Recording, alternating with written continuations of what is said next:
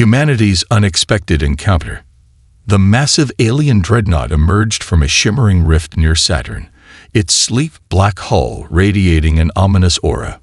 On Earth's orbital command center, alarms blared as Commander Elias Grant, a sharp-eyed veteran with a weathered face, stared at the holographic projection of the colossal vessel. It was unlike anything humanity had ever encountered, a silent harbinger of something vast and unknown. Incoming transmission, Lieutenant Kara Blake announced, her voice steady despite the chaos around her. Fingers danced over the console, and the room held its collective breath. The screen flickered to life, revealing a towering alien figure with violet skin and piercing silver eyes. Adorned in intricate armor glowing faintly, the figure's voice boomed in perfect English, likely translated from intercepted signals. "I am General Therak of the Zenith Dominion. Your species has been evaluated and deemed suitable for assimilation. Surrender, and your survival may be considered." Elias's jaw tightened. Humanity had prepared for first contact for decades, but not like this. "General Therak," he began, his tone calm but firm, "Earth welcomes peaceful dialogue. However, we do not negotiate under threats." Therak's thin smile revealed razor-sharp teeth. "Dialogue is for equals. You are not. Your kind barely scratches the surface of your star system. You cannot resist the Zenith Dominion. Your options are compliance or annihilation." The words hung in the air like a heavy weight. The room, filled with some of Earth's brightest minds and military leaders, buzzed with quiet tension. Lieutenant Blake whispered to Elias, "Do you think they've already scanned our defenses?" Elias gave a slight nod, his mind racing. "Likely. They wouldn't make a show of force without knowing what they're up against, or what they think we're hiding." From the corner of the room, Dr. Marcus Elridge, a leading astrophysicist and chief of Earth's Deep Space Intelligence Initiative, stepped forward. His face was pale, and his hands trembled as he adjusted his glasses. "Commander, the Zenith Dominion is a name we've heard before. Their ships have been observed in the Orion Nebula. Every civilization they've encountered has fallen within weeks." "Not this one," Elias replied firmly, his voice cutting through the tension like a blade. He turned back to the screen. "General Therak, your assessment of humanity is incomplete. We are not as defenseless as you believe. If you proceed, you will regret underestimating us." Therak's laughter was cold and hollow. "Regret? A curious sentiment from a species on the brink of extinction. You have 7 of your Earth days to submit. After that, your world will witness our power firsthand." The screen went dark, leaving the command center in stunned silence. Elias straightened his posture, his expression hard as stone. "We've got 7 days," he said, addressing his team. "Activate every contingency. It's time to show them who they're dealing with." Preparations for the storm. As the news of the alien ultimatum spread across Earth, panic gripped the population. Governments scrambled to organize evacuations from major cities, and the media churned out a frenzy of speculation. Yet, beneath the surface chaos, a well-hidden plan was already in motion. Deep within the Colorado Rockies, in a classified subterranean base known as Aegis Command, humanity's real power stirred. This was the nerve center of Project Horizon, a decades-old initiative shrouded in secrecy. The project had been designed to prepare for the worst-case scenario, an existential threat from beyond the stars. Inside the cavernous command chamber, Admiral Victoria Hayes, a formidable leader with a reputation for decisive action, reviewed the data flooding in from Earth's orbital defenses. Beside her stood Colonel Nathan Briggs, head of the Ghost Squadron, an elite unit trained in experimental space warfare. "How long until the Horizon fleet is combat-ready?" Hayes asked, her voice as sharp as a scalpel. Briggs glanced at the holographic display of Earth's hidden fleet, docked in underground hangars and disguised orbital platforms. 3 days, ma'am. The stealth systems are online, and the new railguns have passed their final tests. We're still waiting on the nanite payloads from the Europa base. Make it 2 days, Hayes ordered. I don't want to rely on the Dominion's timetable. Unveiling the hidden strength. While Earth's public space program had always been an open book, showcasing its modest achievements, its shadow counterpart was an entirely different story. For over 50 years, Earth had been reverse engineering alien technology recovered from scattered debris across the solar system. Crashes, long dismissed as conspiracy theories, had been the foundation of Earth's secret leap forward. Beneath the Arctic ice, in the depths of the Mariana Trench, and even on the far side of the Moon, advanced research facilities had been quietly building humanity's ace in the hole. Quantum phase drives, cloaking fields, and nanite-based weapons were just a few of the innovations now ready for deployment. Elias Grant arrived at Aegis Command after a grueling 2-hour suborbital flight. As he stepped into the command chamber, he was met with the hum of coordinated activity. Engineers, scientists, and soldiers moved with precision, their movements like clockwork. "Admiral Hayes," Elias greeted, nodding respectfully. "How's the situation?" "Unfolding as we expected," Hayes replied. "The Dominion is overconfident, which works to our advantage. Their scans show our civilian satellites and primitive missile systems. They don't know what's waiting for them." Elias smirked. "Let's keep it that way." A message to the stars. With the deadline looming, Earth's leadership crafted a final message to the Zenith Dominion. The transmission was sent in multiple languages, reaching the Dominion fleet and any other civilizations monitoring the sector. "This is Earth," the message began, narrated by a calm yet resolute voice. "We do not seek conflict, but we will not bow to tyranny. To those who think us weak, remember this: humanity has faced extinction before, and each time we have emerged stronger. If you come for us, you will find more than you bargained for." The message concluded with a chilling line. "The stars may belong to the Dominion, but this world belongs to humanity. Proceed at your peril." The countdown begins. As the 7th day approached, the Zenith Dominion's fleet began its advance. Dozens of warships materialized near Jupiter, their energy signatures lighting up Earth's deep space scanners. On Earth, however, the mood was one of quiet determination rather than despair. The Horizon Fleet, now fully operational, was mobilized in silence. Its sleek black vessels, designed to avoid detection, moved into formation. On board the flagship Erebus, Elias stood on the bridge, his gaze fixed on the stars. "Let's give them a warm welcome," he said, his voice calm yet charged with purpose. As the alien fleet approached Earth, humanity's response was ready. What began as an ultimatum would soon become the first chapter in a battle that would redefine humanity's place in the cosmos. The first strike. The Zenith Dominion's fleet shimmered into view near Earth's moon, their ships glistening under the faint light of the distant sun.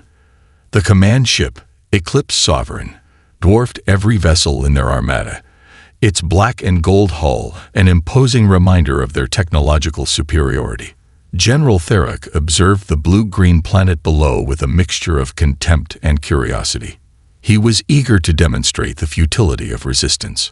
"Status report," Therak commanded, his voice cutting through the hum of the control deck. "Fleet is in position, General," an officer replied. "Earth's defenses remain laughably primitive. Scanners detect no significant resistance." Therak leaned back in his command chair, his silver eyes narrowing.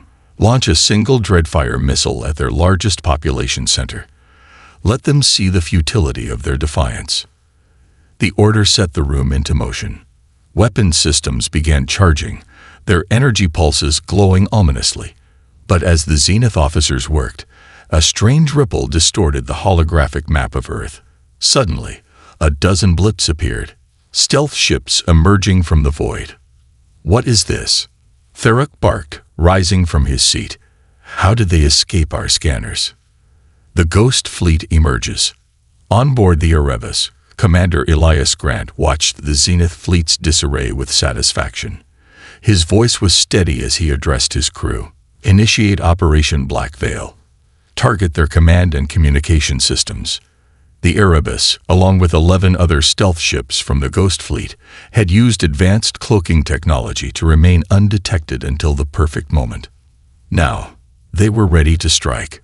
Firing EMP payloads, Lieutenant Kara Blake reported, her hands moving swiftly across the console. From the Ghost Fleet's vessels, high-velocity projectiles streaked through space, detonating with bursts of electromagnetic energy. The Eclipse Sovereign and several nearby Zenith ships shuddered as their systems flickered and powered down. On the Zenith command deck, panic erupted. "We've lost navigation and weapons control." An officer shouted. "Our shields are failing." Therak's fury boiled over. "This is impossible. Their technology is inferior." "How?" Before he could finish, another blast rocked the ship. The Ghost Fleet's torpedoes struck with surgical precision, disabling engines and weapon arrays. The once imposing Zenith fleet found itself vulnerable and disoriented. A calculated response. In Aegis Command, Admiral Victoria Hayes monitored the battle with a cold, calculated focus. She had anticipated this moment for years, and her strategy was unfolding flawlessly. "Phase 2 is a go," she ordered. "Deploy the Horizon strike teams." Across the moon's surface, hidden hangars opened, and sleek, black vessels equipped with experimental railguns and nanite warheads launched into the fray. These ships were smaller and faster than their Zenith counterparts, designed for hit-and-run tactics. Colonel Nathan Briggs led the charge aboard the Phantom Spear. His voice crackled over the comms. "Strike teams, focus on their vulnerable ships. We're taking the fight to them." The Zenith fleet was unprepared for humanity's unconventional tactics. The Ghost Fleet struck and vanished, their ships seemingly disappearing into thin air after every attack. Meanwhile, the Horizon strike teams targeted crippled vessels, systematically dismantling the once mighty Zenith Armada. The Zenith counterattack. Despite their initial losses, the Zenith Dominion was not without its own ingenuity. General Therak quickly regrouped, ordering his remaining ships to form a defensive perimeter. "Activate quantum disruptors," he commanded. "If they wish to play with stealth, let us blind them." The disruptors emitted a pulse that disrupted cloaking fields, revealing several Ghost Fleet ships. The Erebus shuddered as enemy fire rained down, forcing Commander Grant to act swiftly. "Evasive maneuvers," Grant shouted. "Redirect power to shields and counterfire." The Erebus spun gracefully, dodging a barrage of energy beams while returning fire with devastating accuracy. Nearby, the Phantom Spear engaged 3 Zenith destroyers, its railguns cutting through their hulls like a hot knife through butter. Colonel Briggs's voice crackled over the comms. "They're adapting faster than expected. We need reinforcements." Humanity's hidden arsenal. Deep beneath the surface of Mars, a dormant fleet stirred to life. These were Earth's Sentinel-class warships, equipped with the latest in human-engineered and reverse-engineered alien technology. Admiral Hayes gave the order to deploy. "Send the Sentinels," she said. "Let's show them what we've been hiding." The Sentinel-class ships, larger and more heavily armed than the Ghost Fleet, emerged from hidden bases on Mars and the asteroid belt. Their arrival tipped the scales, their advanced weaponry overwhelming the Zenith fleet. On board the Eclipse Sovereign, Therak watched in disbelief as his fleet was decimated. "How is this possible?" he muttered. "They were supposed to be primitives." A message of defiance. As the battle raged, a transmission from Earth cut through the chaos. Commander Elias Grant appeared on every Zenith screen, his voice calm but firm. "General Therak, this is your last chance to withdraw. Humanity has faced extinction before and emerged stronger every time. If you continue this fight, we will ensure it is your last." Therak snarled, his pride refusing to yield. "You are nothing but an upstart species. I will show no mercy." Elias's expression hardened. "Neither will we." The turning point. With the Ghost Fleet and Sentinel-class warships working in unison, humanity began to push the Zenith fleet back. The experimental nanite warheads proved especially effective. infiltrating enemy ships and disabling them from within. In a desperate move, Thurrock ordered his remaining ships to target Earth directly. If we cannot conquer them, we will destroy their homeworld. But humanity was ready. The planetary defense grid, a network of weaponized satellites and ground-based railguns, activated. Energy beams and kinetic projectiles intercepted the Zenith missiles, creating dazzling explosions in Earth's upper atmosphere. Admiral Hayes watched the display with satisfaction. "They're out of options," she said. "Prepare for the final strike." The Zenith. Retreat ***. The Eclipse Sovereign was now surrounded, its once mighty fleet reduced to scattered, burning wreckage. On board, Thurrock seethed with rage and humiliation. For centuries, the Zenith Dominion had crushed all opposition. Yet here they were, brought to their knees by a species they had deemed insignificant. "General," an officer said, his voice trembling, "the fleet is gone. We cannot win this battle." Thurrock clenched his fists, his pride warring with his survival instinct. He looked at the holographic display of Earth, glowing defiantly against the darkness of space. "Order a retreat," he said through gritted teeth. "This is not over." As the remaining Zenith ships activated their hyperspace drives, disappearing into the void, the humans held their fire. The battle was won, but the war was just beginning. On the Erebus, Commander Grant watched the enemy's retreat with a mixture of relief and determination. "We've shown them what we're capable of," he said. "Now we prepare for the next phase." Humanity had done the impossible. They had faced the Zenith Dominion and emerged victorious in the first strike. But deep down, they knew this was just the beginning of a long and arduous fight for survival. The stars awaited, and so did the next challenge. Humanity rises to the challenge. As the Zenith Dominion's remaining ships vanished into hyperspace, Earth erupted in cautious celebration. Across continents, people gathered in streets, watching holographic broadcasts of humanity's first true victory against an alien threat. The exhilaration, however, was tempered by a looming realization. The Zenith would return, and they would bring the full weight of their empire. In the depths of the Aegis Command Center, the mood was far less celebratory. Commander Elias Grant stood at the central console, reviewing battle reports. Beside him, Admiral Victoria Hayes and Dr. Marcus Elridge analyzed the remnants of captured Zenith technology. "We won today," Hayes said, her voice steady, "but this was just a scouting force. The next wave will be far larger and far deadlier." Grant nodded grimly. "They underestimated us this time. They won't make that mistake again." Analyzing the enemy, Dr. Elridge's voice broke the tense silence. "We'd recovered several intact Zenith systems from the disabled ships. Their tech is incredible. Their power cores alone operate on principles that make our quantum drives look primitive." Grant folded his arms. "Can we reverse engineer any of it?" Elridge adjusted his glasses, excitement creeping into his tone despite the gravity of the situation. "We've already started. Their shields and propulsion systems are decades, perhaps centuries, ahead of ours. But their command protocols, sloppy. We exploited their centralized network to devastating effect. If we can disrupt their communications again, we'll have a major advantage."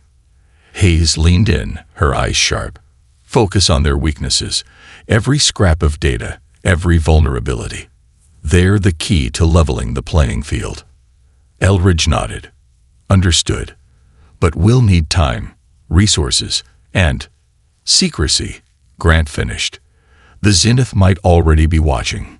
We can't afford leaks." The call to unity. As Earth's military mobilized, political leaders convened an emergency session at the Global Unity Council in Geneva. Representatives from every nation sat in a massive circular chamber, their faces illuminated by the holographic map of the solar system. President Sophia Khalid, known for her unyielding resolve, addressed the assembly. "Today, we faced an enemy that sought to destroy us, and we prevailed. But let's not delude ourselves. This was merely a fraction of their power. To survive what's coming, we must put aside our differences. This is no longer a matter of nations. This is a matter of humanity. The room buzzed with murmurs, but the reality was clear. Old rivalries and political divisions were rendered insignificant in the face of extinction. Ambassador Tetsuo Nakamura of Japan stood, his voice calm yet resolute.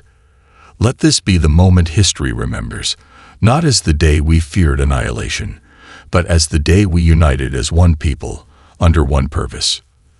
The Council voted unanimously to form the United Earth Defense Coalition, UEDC, consolidating humanity's resources, technology, and knowledge into a singular effort to prepare for the Zenith's return. Project Dawnfire. In a classified facility buried beneath Antarctica's ice, the UEDC's most ambitious endeavor was launched. Project Dawnfire. Overseen by Dr. Elridge and Admiral Hayes, it aimed to create a new generation of warships capable of not only defending Earth, but also taking the fight to Zenith-controlled space. These vessels, called Dawn-class dreadnoughts, were unlike anything humanity had ever built. Each one would combine Earth's most advanced engineering with reverse-engineered Zenith technology, modular railguns, adaptive shielding, and AI-driven combat systems were just a few of the innovations being developed. Colonel Nathan Briggs, now commander of the elite Spearpoint Division, was tasked with training crews for these ships. His recruits came from all over the world, scientists, engineers, pilots, and soldiers, all united by a singular purpose. Standing before his assembled trainees, Briggs spoke with the weight of someone who had seen the horrors of battle. The Zenith think they're unstoppable. They think we're just another species to conquer. Let's prove them wrong. The first dawn. Months passed in frenetic preparation. In orbit above Earth, shipyards buzzed with activity. Constructing the first Dawn-class vessel, christened the UEV Resolute. Unlike the stealthy Ghost Fleet, the Resolute was a fortress of firepower, designed to withstand the most brutal assaults. On its maiden voyage, the Resolute conducted a live fire test in the asteroid belt. Its railguns obliterated targets with pinpoint accuracy, while its new adaptive shields absorbed simulated Zenith weaponry without a scratch. Watching from the command deck, Admiral Hayes allowed herself a rare smile. Impressive, she said to Grant, who had been promoted to fleet commander. But one ship won't win this war. It's a start, Grant replied. And a message. The Zenith's retaliation. As humanity bolstered its defenses, the Zenith Dominion was far from idle. In the heart of their empire, on the crimson world of Crayon Prime, General Theric stood before the Dominion's Supreme Council. The chamber was vast and foreboding, its walls adorned with trophies from countless conquests. The council members, each representing a core faction of the Dominion, glared down at Theric from elevated thrones. You failed, hissed Chancellor Xylar, her emerald eyes burning with contempt. A primitive species humiliated the Dominion. Explain yourself. Theric bowed his head, swallowing his pride. Their technology was more advanced than expected, but only because they have exploited stolen innovations. They are resourceful, yes, but they remain an inferior species. With the full might of our fleet, we will crush them. Xylar's gaze narrowed. You will lead the next assault. Failure will not be tolerated. Theric straightened, determination replacing his shame. This time, they will burn. The Shadow War. As the Zenith fleet mobilized, Earth launched covert operations deep into Dominion-controlled space. Ghost Fleet operatives, led by Colonel Briggs, infiltrated Zenith supply chains and sabotaged key installations. On one such mission, Briggs's team uncovered critical intelligence. The Zenith was amassing a colossal invasion force near the Orion Rift, with plans to deploy it within months. The team barely escaped with their lives, pursued by Zenith hunter-killer drones. Back on Earth, Briggs presented the intel to Grant and Hayes. We have a window of opportunity, he said. If we strike first, we can cripple their fleet before it reaches us. Hayes considered the risks. A preemptive strike means exposing our forces. If it fails, Earth will be defenseless. Grant spoke with quiet resolve. It's a gamble we have to take.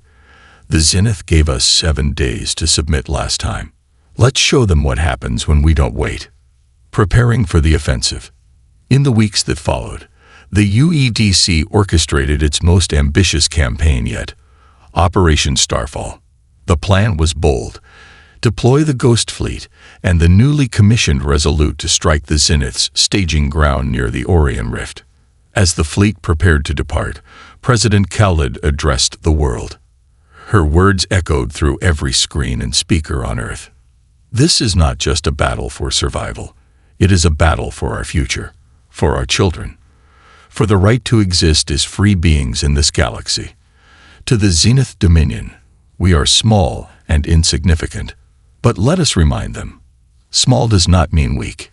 Insignificant does not mean powerless. Humanity rises. As the speech concluded, the Ghost Fleet vanished into the void, and the Resolute powered its engines, ready to lead the charge. Humanity was no longer fighting defensively. They were taking the fight to the stars. The battle at the Orion Rift. The Orion Rift was a turbulent stretch of space, marked by swirling nebulae and gravity wells that bent light into chaotic patterns. It had long served as a natural staging ground for the Zenith Dominion, its volatile environment making it nearly impenetrable to most species. But humanity wasn't most species.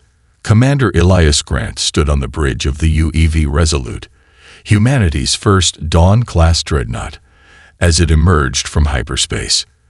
The massive ship, with its angular design and shimmering adaptive shields, seemed to absorb the light around it. Beside it, the Ghost Fleet and additional Sentinel-class ships appeared, their formations tight and deliberate. "Status report," Grant said, his voice calm but charged with purpose. Lieutenant Kara Blake scanned the incoming data. Ghost Fleet is in position. Sentinel-class frigates are maintaining their stealth fields. No sign they've detected us yet. Admiral Victoria Hayes' holographic projection flickered to life beside Grant. "This is it, Commander. If we hit them hard enough here, it could delay their invasion plans by months, maybe even years." Grant nodded. "Understood, Admiral. We'll make it count." The Zenith Armada. On board the Zenith flagship, Eclipse Wrath, General Theric prepared for what he believed would be the final phase of humanity's destruction. Hundreds of Zenith warships filled the space around the rift, their sleek forms glowing faintly as they drew power from the surrounding nebulae. "General," a subordinate reported, "our scans detect minor anomalies in the region. It could be residual interference from the rift." Theric's eyes narrowed. "Or it could be something else. Increase long-range scans. I will not underestimate them again." But before the Zenith could act, humanity struck. Humanity's first blow. The Resolute led the charge, firing its experimental railguns. Massive projectiles, traveling at near-light speed, tore through the void, striking several Zenith destroyers before they could react. Explosions lit up the rift, casting long shadows across the chaotic battlefield. Simultaneously, the Ghost Fleet appeared from the shadows, their stealth systems dropping just long enough to deliver devastating strikes to key Zenith vessels. Precision torpedoes disabled engines and weapons systems, leaving the Dominion ships adrift. Direct hit on 3 cruisers. Blake called out from her console. Their shields didn't hold. "Keep the pressure on," Grant ordered. "Sentinel class, move to support. Ghost Fleet, disrupt their formations." The coordinated assault threw the Zenith Armada into disarray. The Dominion, accustomed to overwhelming their enemies with brute force, was now fighting an opponent that hit and disappeared before retaliation was possible. The Zenith counterattack. Theric's voice thundered across the Eclipse Wrath's command deck. "Regroup and counterattack. Activate the Rift Disruptors." The Rift Disruptors were a Zenith weapon designed to manipulate the unstable gravitational forces of the region. When activated, they created localized fields of chaos, pulling enemy ships off course and disrupting their systems. On the Resolute, the effects were immediate. Alarms blared as the ship lurched violently. Gravity distortions detected. Blake shouted, "We're being pulled off course." Grant gripped the edge of his console, his mind racing. Stabilize the core and reroute power to thrusters. Use the distortions to our advantage. Make us unpredictable. The crew worked furiously, and the Resolute regained control. The other human ships followed suit, their advanced AI systems adapting to the chaotic environment faster than the Zenith anticipated. The hidden weapon. Amid the chaos, a section of the Ghost Fleet moved deeper into the rift. Their target was the Zenith's command center, a massive station protected by layers of shields and heavily armed vessels. Leading the mission was Colonel Nathan Briggs aboard the Phantom Spear. "Stealth systems holding," Briggs said, his voice steady, approaching the command station. The station loomed ahead, a dark silhouette against the swirling nebula. As the Phantom Spear and its accompanying ships moved into position, Briggs gave the order. "Deploy the nanite payload." Dozens of torpedoes, each carrying millions of microscopic nanites, launched from the Ghost Fleet. These advanced nanites were designed to infiltrate the Zenith systems, shutting down power grids, weapons, and even life support. The torpedoes hit their mark, and the station's lights flickered before going dark. Inside, Zenith engineers and soldiers panicked as their systems failed one by one. "We've disabled their command station," Briggs reported, moving to Phase 2. The turning tide. Back at the main battlefield, the Resolute continued its assault. Grant watched as Zenith ships began to falter, their formations breaking under the relentless attacks. "Admiral Hayes," Grant said, opening a secure channel, "the Ghost Fleet has taken out their command station. Their fleet is vulnerable." Hayes's hologram nodded. "Good work, Commander. Press the advantage. This is our chance to end this." The Resolute unleashed a barrage of missiles, each one guided by advanced AI systems. The missiles weaved through the chaotic battlefield, striking Zenith ships with pinpoint accuracy. Explosions rippled across the rift as the Dominion's forces were decimated. A desperate move. Realizing the battle was slipping away, Thurrock ordered his remaining ships to retreat. But he wasn't done yet. "Activate the Rift Cascade," he commanded. The Rift Cascade was a last resort weapon designed to destabilize the already volatile region. If successful, it would create a chain reaction that could destroy every ship in the vicinity, human and Zenith alike. On the Resolute, alarms blared as sensors detected the energy buildup. "They're destabilizing the rift," Blake shouted. "If they succeed, we're all dead," Grant finished. "Focus all fire on their flagship. We need to stop them now." The Resolute and the remaining human ships concentrated their attacks on the Eclipse Wrath. Railguns, torpedoes, and energy beams pounded the Zenith flagship, tearing through its shields. On board the Eclipse Wrath, Thurrock stood defiantly as his ship shuddered under the assault. "If we cannot win," he snarled, "we will take them with us." The final blow. As the Rift Cascade reached critical levels, the Phantom Spear emerged from stealth, its railguns aimed directly at the Eclipse Wrath's exposed reactor. "Take the shot," Briggs ordered. The Phantom Spear fired, and the projectile struck true. The Eclipse Wrath exploded in a blinding flash, its destruction triggering a chain reaction that destabilized the rift. But not before humanity's ships activated their quantum drives, escaping just in time. Victory and resolve. As the surviving human ships regrouped near the edge of the solar system, the mood was a mixture of relief and determination. The battle at the Orion Rift was a resounding victory, but it had come at a cost. Several Sentinel-class ships had been lost, and the Ghost Fleet had suffered casualties. On the bridge of the Resolute, Grant addressed his crew. "We've shown the Zenith Dominion that humanity will not be conquered, but this war is far from over. We must be ready for whatever comes next." Admiral Hayes's voice came through the comms. "The rift is secure, and the Zenith fleet has been crippled, but they'll be back. And next time, they won't underestimate us." As the Resolute and its fleet set a course for Earth, one thing was clear. Humanity was no longer fighting for survival. They were fighting for their place among the stars. The war expands. The battle at the Orion Rift had been a defining moment for humanity. News of the victory spread across Earth, lifting spirits and fueling determination. But it was not only humanity paying attention. Across the galaxy, other civilizations, some allies to the Zenith Dominion and others oppressed by it, were beginning to take notice. At the Zenith capital on Crayon Prime, the Supreme Council convened in a chamber carved from black obsidian, its walls adorned with relics of countless conquered civilizations. General Therok stood before the council, his once proud demeanor replaced with weary resignation. "You failed us again, Therok," hissed Chancellor Xylar, her voice dripping with disdain. "The humans have humiliated the Zenith Dominion twice. Twice." Therok lowered his head. "They exploited our weaknesses, their adaptability, their ingenuity. It is unlike anything we've encountered." Xylar's emerald eyes burned with fury. "Then we will remove all weaknesses, assemble the Dominator fleet, deploy the Scourge protocols. If humanity will not kneel, they will burn." The UEDC rises. On Earth, preparations for the inevitable counterstrike were underway. The United Earth Defense Coalition, UEDC, had grown into a massive intercontinental operation.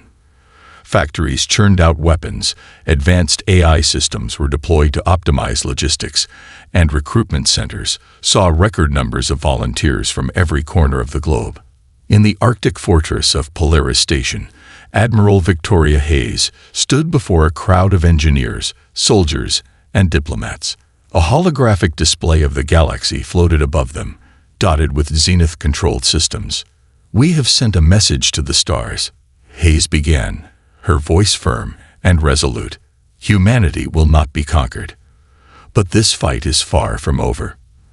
The Zenith Dominion controls hundreds of systems, each one a fortress in its own right. If we are to survive, we must take the fight to them. We must become the architects of our destiny." Applause erupted, but Hayes raised a hand to silence the room. "This is not a battle of weapons alone. It is a battle of hearts, of minds, and of will. The Zenith are watching. The galaxy is watching. Let them see what humanity is capable of." Allies in the shadows. Unknown to humanity, whispers of their resistance had reached the farthest corners of the galaxy. On the jungle world of Raycon, a clandestine meeting took place between representatives of several oppressed species. Around a dimly lit table, leaders of the Vaylari, the Yukarn, and the Ternaxi debated their next move. "The humans have done what none of us could," said Narik, a Vaylari elder with silvery scales. "They've struck at the Zenith and survived. Twice." A burly Ternaxi warrior growled. "Survival is not victory. The Dominion will crush them with their next attack." "Perhaps," Narik replied, her eyes narrowing. "Or perhaps they are the spark we've been waiting for. If we unite with them, we might finally have a chance." After hours of deliberation, the oppressed species reached a consensus. Envoys would be sent to humanity, offering their knowledge, resources, and support. For the first time in centuries, the galaxy's oppressed began to dream of freedom. The Zenith strikes back. The Zenith Dominion's counterstrike came sooner than expected. Deep in the asteroid belt, mining colonies vital to humanity's war effort suddenly went dark. By the time the UEDC dispatched ships to investigate, the Zenith's Dominator fleet had already vanished, leaving only destruction in its wake.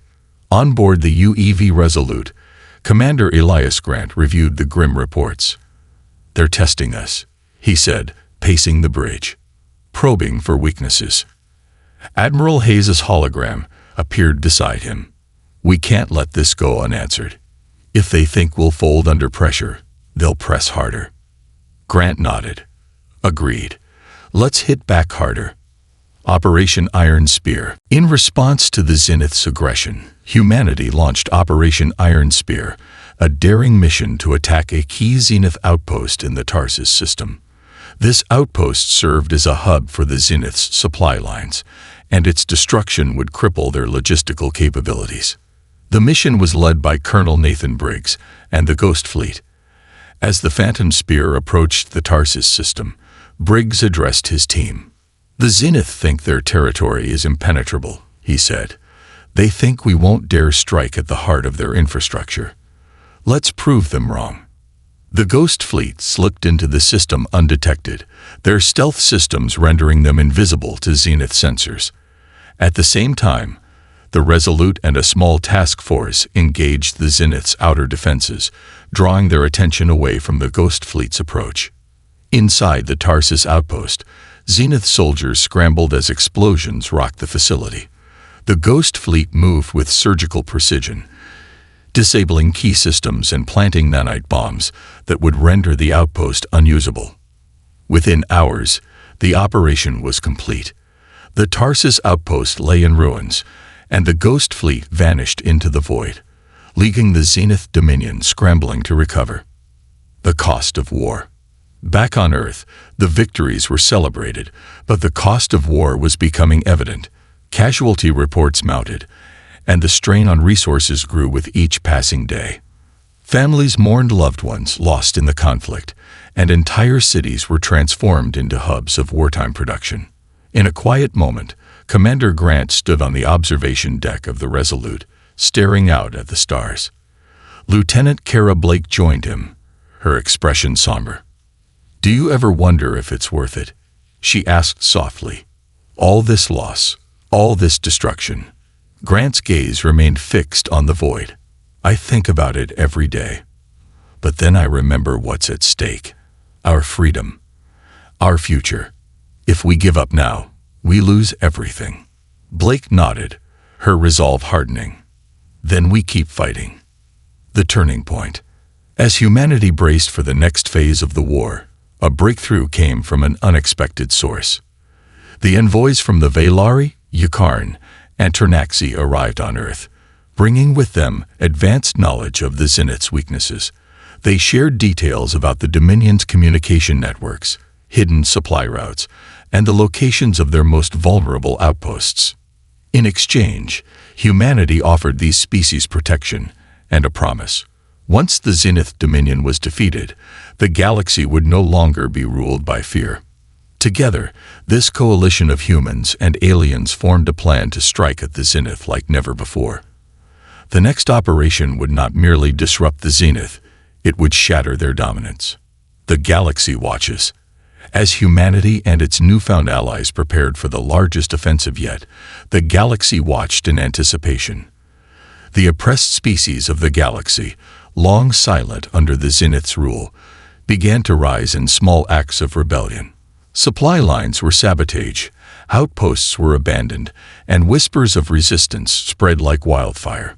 The Zenith Dominion, once a symbol of unshakable power, was beginning to falter. And at the heart of this growing storm was humanity, a species the Zenith had dismissed as insignificant. Commander Grant stood on the bridge of the Resolute, flanked by Admiral Hayes and Colonel Briggs. Ahead of them, the stars seemed to shimmer with possibility. "This is it," Grant said, his voice steady. "The war isn't just about survival anymore. It's about hope. It's about freedom." And with that, the fleet jumped into hyperspace, ready to change the fate of the galaxy forever.